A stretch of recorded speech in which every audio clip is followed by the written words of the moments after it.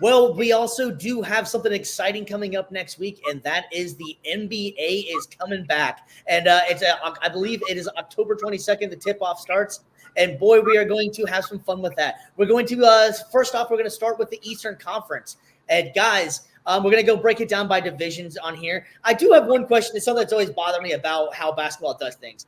Just a quick thought on divisions in basketball. Do you think that divisions in basketball are a necessity or just something that they've done just because everybody else has divisions? I don't think it's a necessity, but I think they do it maybe out of aesthetically pleasing the eye, maybe trying to break down who you play more or what type of Yeah, travels you go, because there's a lot of traveling during the games. It's not like football, you travel once a week to go to a different city or you're going back home. No, but with these games, like you're on the road for like maybe like a week and a half, 2 weeks, even at most. And it's like, sometimes you gotta keep it close together. Like I know that they've been doing in a while that whenever the Heat play a team in the Southeast Division, they try to keep it the Heat going on the road to Atlanta, to Orlando, to Washington, to Charlotte, and then back home to Miami. So I yep. think there is a purpose for it. If you're asking me if they should have divisions, no, I don't think they should have divisions. I think it should just be straight conferences. But they do. It is what it is. No, I like the divisions. I think though too, like it's pretty unifying with all the other sports too. Every other sport has divisions, and like George said as well, like for travel purposes, and just makes it easier on the players. I'm all for it. Yeah, I think one thing I will give credit to the NBA that they do a good job, like you are for logistics. These all teams in that division that they're all in, all generally are in the same relative area. Not where like NFL, you have teams that like in the South, ergo my team, the Indianapolis Colts, are in the South, which makes no Yeah, sense at all. no Um, thanks. but it's just funny. I find it like NFL, there's a pride in winning the AFC North. Like your teams in the NFC North. College football, the SEC and stuff. Yeah. In basketball, it is like the least talked about thing. Like, oh, we ran the Atlantic 15 years in a row. Be like, you did what? Like no one even knows what the Atlantic Hey, Central hey, is. the Southeast Division is an absolute dogfight. I don't know what you're talking Always. It's always a about, dog. especially in Except Florida. with the Hornets. Except with the Hornets. Florida basketball is the best basketball, but That's a bold statement there, man. I'm sure there's some people in that. Let's go. Well, I don't know. Atlantic. California basketball is crazy. hey, California Florida, basketball. everything is the best. We're the best at everything. Florida is. Yeah. So Hello. speaking of divisions, we're gonna go ahead, I guess, and start up here on. If you guys are just listening or at the top, we're gonna start with the athletic division, which consists of the defending champion Boston Celtics, the Brooklyn Nets, the Philadelphia 76ers, the New York Knicks, and the Toronto Raptors. G Mike, why don't you go ahead and break down the league division and what your thoughts on this and who you think is going to come out of that one? Boston Celtics are coming out of that one. I think the Philly and the New York Knicks are going to be a close second. It's going to be a tight race right there to see what's up, but especially with this Paul George injury. Exactly. They say it's minor, but we'll see what's up if it really is minor. Videos that didn't look too good, dude. If you would have listened to the episode of my podcast, I say that he should retire, but I'm not going to get into that. The Sixers and the Knicks are going to come close second. It's going to be second and third. The Raptors are going to come fourth, and then the Brooklyn Nets, they're just a shit show out there. They need to they need Jesus. They need to pray every day. They need something. They need something. Yeah, man. They had Hova before. Now I don't know what happened. Now Hova's gone. All right, BC, man. What's your thoughts on the Atlantic, man? What do you got coming out of there, and what's your thoughts on the Atlantic? It's going to be pretty similar to G Mike's, although I'll have a little bit more clarity on who's going to take second place. But Boston obviously is going to be running that division. Well, you know what? I'll save my spoilers for later. But yeah, Boston will run that division. I got New York definitively taking second place in that one. I think they'll make the playoffs as well from that division. And then Philly, I think they're going to be third, regardless of whether or not Paul George is injured, like how long this injury is for. I like that New York has a little bit more depth. They've got a little bit more than just one or two guys. They've got multiple players on the team. So that's why I've got them number 2. And then, yeah, Toronto at 3, Nets at 4. Nets are a dumpster fire. What else has changed? Yeah, so we haven't really actually got a chance to, between the three of us, really talk about that New York Knicks trade. G Mike, man, you like that trade that the New York Knicks made? I mean, that's seems like an interesting trade for both sides. There's ups and downs for both of them, man. What's your thoughts on that one? If we're just sticking on the Knicks right now, I do like the trade for them because it gives them more of offensive skill minded big man. I think he's gonna put up more points, grab more rebounds, and do less isolation plays than what Julius Randle was doing. I hate the fact that they lost Dante DiVincenzo. I think he was a great hustle player, a great athlete. He was a dog out there.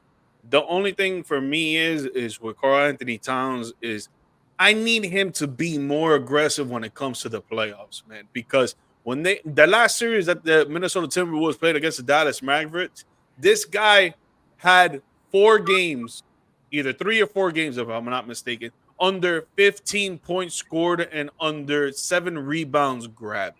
Bro, if you want to win in playoff basketball and you're a top center in the league like you say you are, and you're the best shooting center big man like you say you are, and you're only putting up 14 points in the playoffs, bro, you need to reevaluate yourself and stop being passive aggressive and be more aggressive, bro.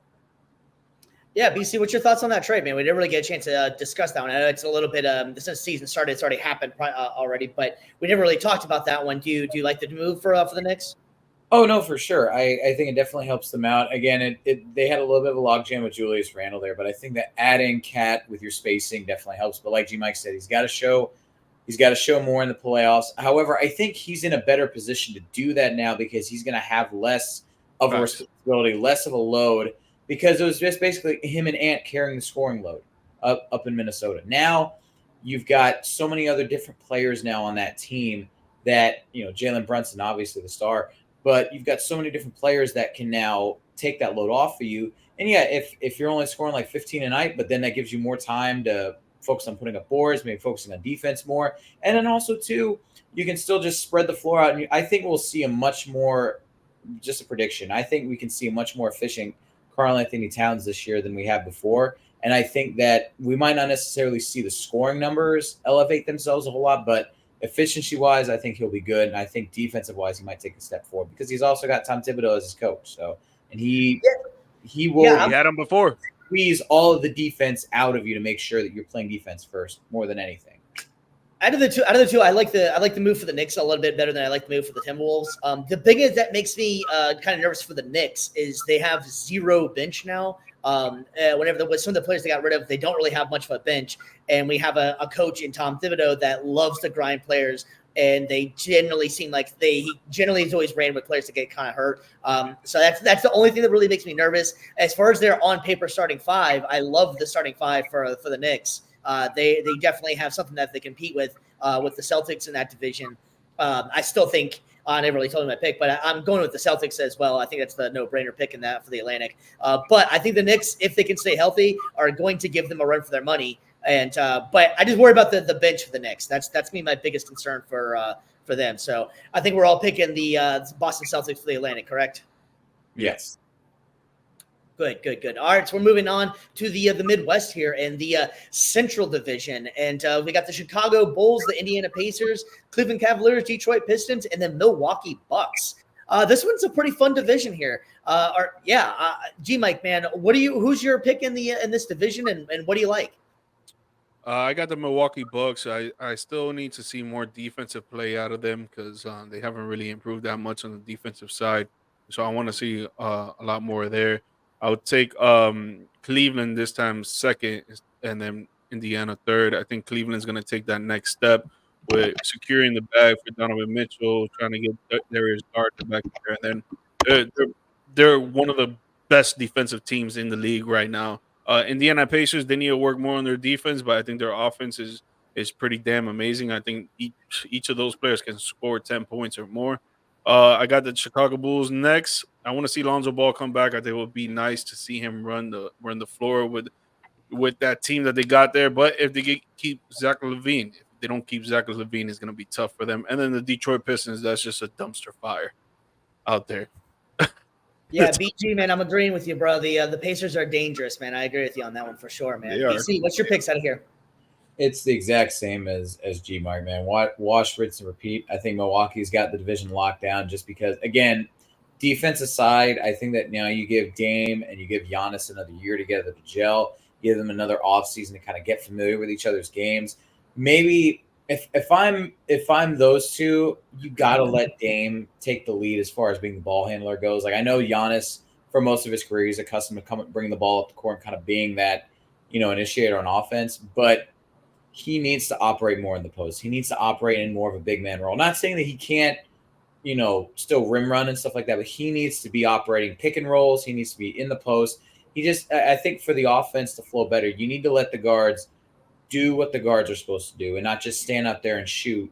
You need to let Dame do his job. Yeah, no, I agree with that, man. Let Dame for sure do his job there. I'm actually going to take the Pacers to win this one. Actually, I love the offense. They damn sure need to improve on defense, so that's for sure. But yeah, I like the Pacers to win this one. I'm actually going to take Cleveland in second, and I'm just not sold on Milwaukee. I think they're getting old. I don't think the experiment really totally worked out with Giannis and Dame. Nothing against them at all. But I think that Giannis made the quote today. I think the future is kind of shady for them.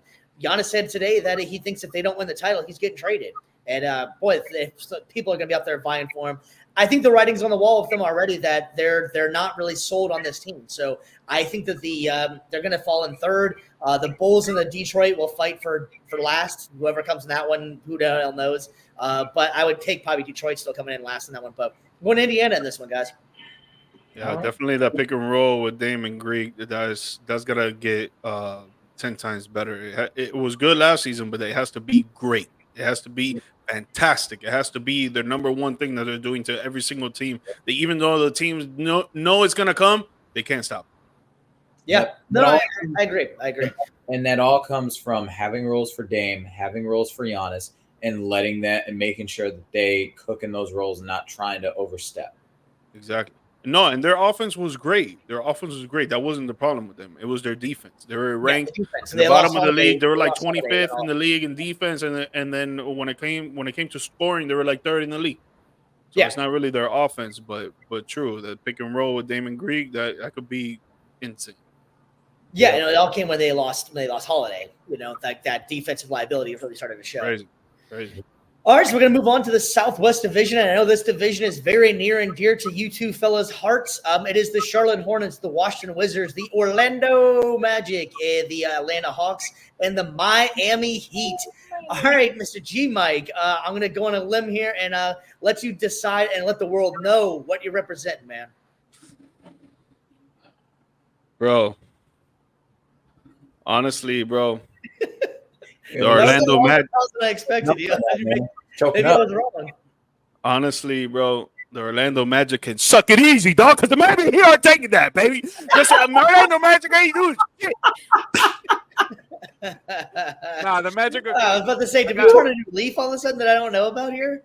I got the Heat for sure. I think they're gonna come back playing crazy aggressive compared to last season, especially with all the talk surrounding Jimmy, Terry Rozier, Tyler Hero not being consistent in the playoffs. He really couldn't show it each and every game, but he shows sparks of it.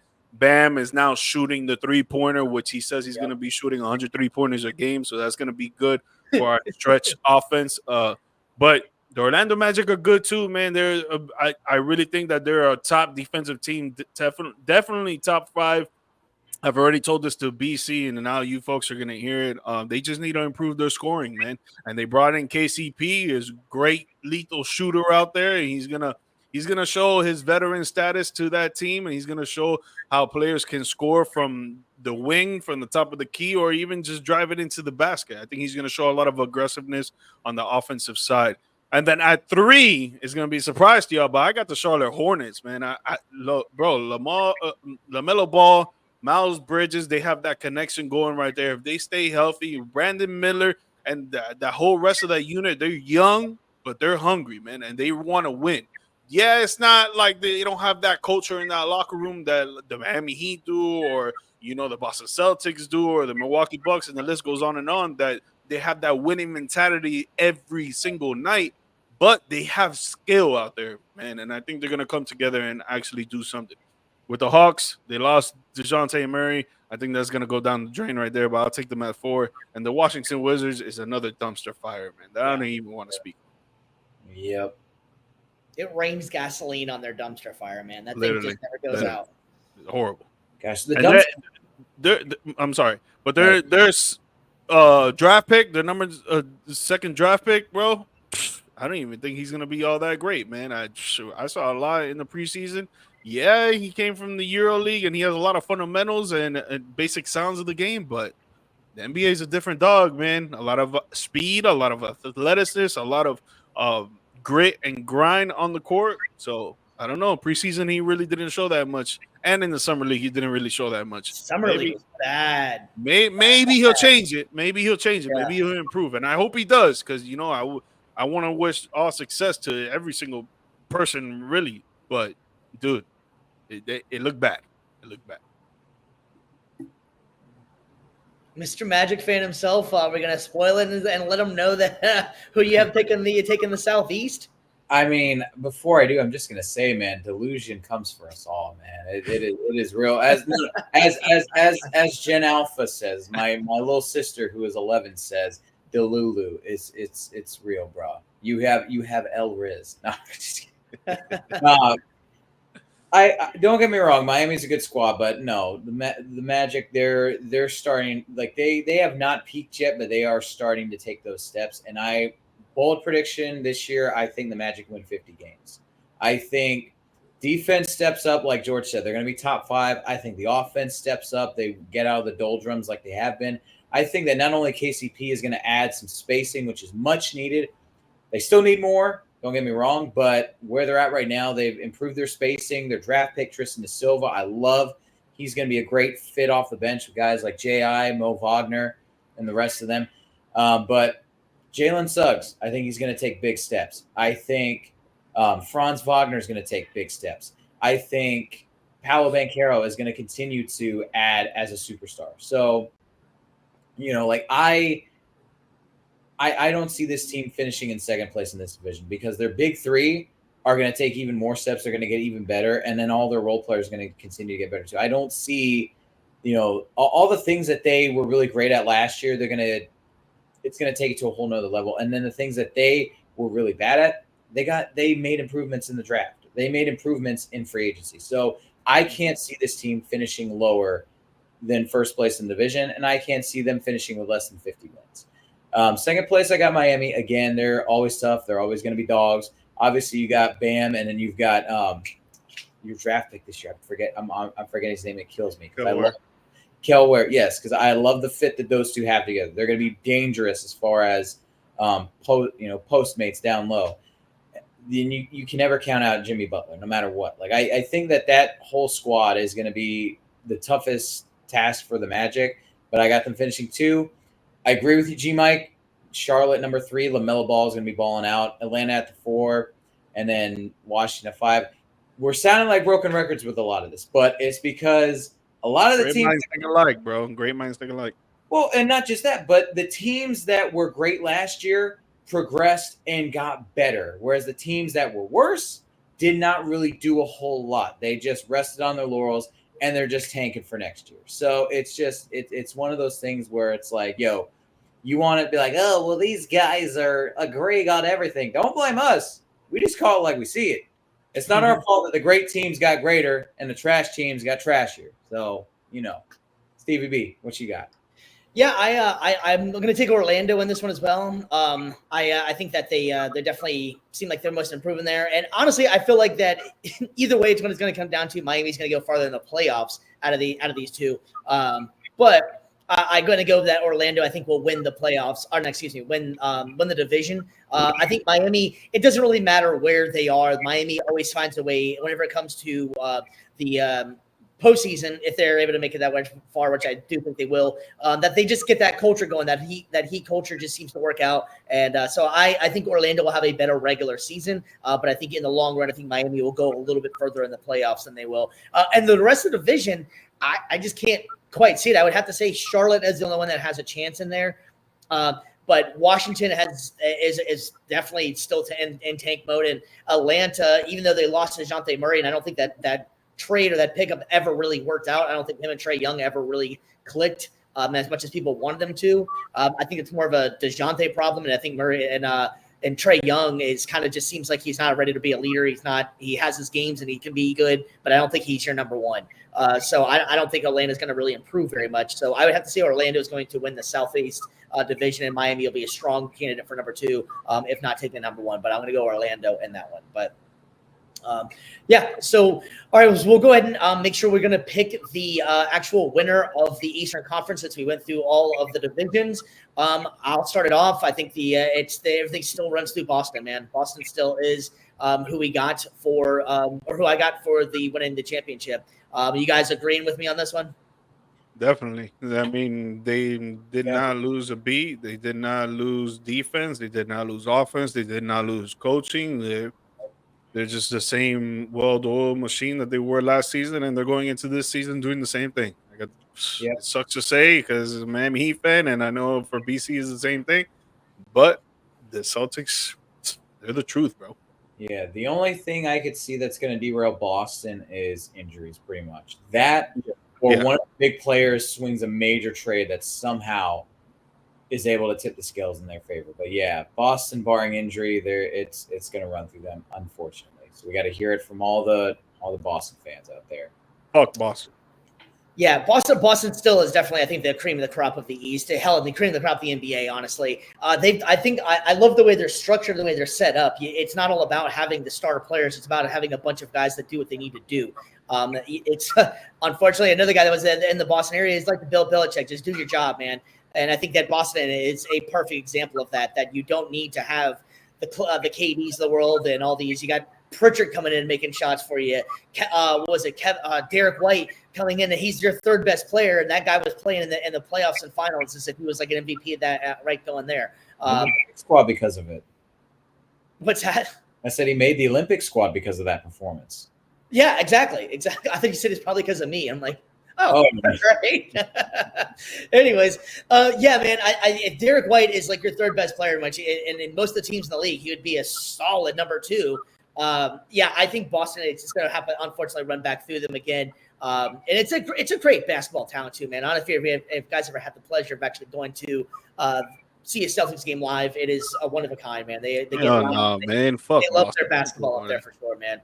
I think they still are the class of the East, man. And there's pictures and rumors now coming out that Jaylen Brown actually is coming in more fit and actually a lot more muscular than he's been in the past. So that's going to be interesting to see because if he's already gaining weight and gaining muscle, that dude is already a beast to begin with, man. So we'll see how that's going to play out. But I think we all work on his left. That's what he need to do. Yeah. Work on his left. He's going to look on his left. Yeah. No, that serious. He needs to work on his left, bro. Yeah. That seems like help him out at least. I mean, yeah, that's like his only default so far. It seems like it, man. Yeah. No, everything else. He's a great defender. He's a great shooter. He's a great drive it into the basket, dunk. He just got to work on his left. Yeah, and he's also really smart too, man. Intelligence-wise, on and off the court, he's actually a very intelligent guy.